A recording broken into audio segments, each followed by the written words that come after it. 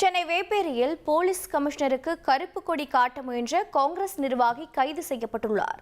கூடுதல் தகவல்களோடு இணைகிறார் செய்தியாளர் சாலமன்.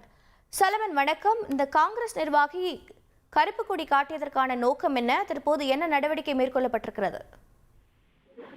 வேப்பேரி பகுதியை சேர்ந்த அப்ரோஸ் என்பவர் காங்கிரஸ் நிர்வாகியாக இவர் செயல்பட்டு வருகிறார். இவர் மீது வேப்பேரி காவல் நிலையத்தில் பல்வேறு வழக்குகளானது நிலுவையில் இருப்பதாக போலீசார் தரப்புல ஒரு தகவல் தெரிவிக்கப்பட்டிருக்கிறது.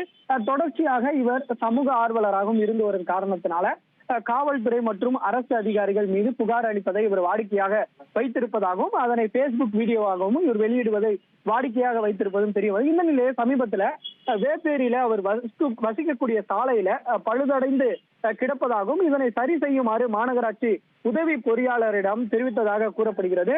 இந்த நிலையில அப்ரோஸ் தனக்கு மிரட்டல் விடுத்ததாக அந்த மாநகராட்சி பொறியாளர் சார்பில் பெரியமேடு காவல் நிலையத்தில் ஒரு புகாரானது அளிக்கப்பட்டது. இந்த புகாரின் மீதான விசாரணைக்காக பெரியமேடு போலீசார் அப்ரோஸை அளித்ததாக கூறப்படுகிறது.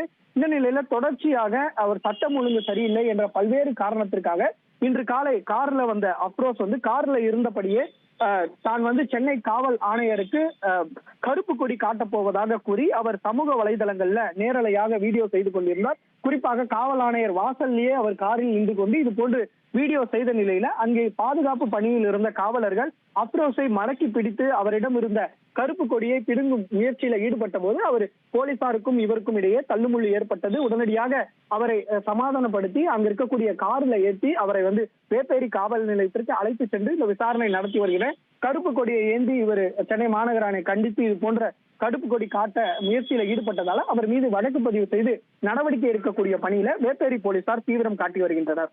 தகவல்களுக்கு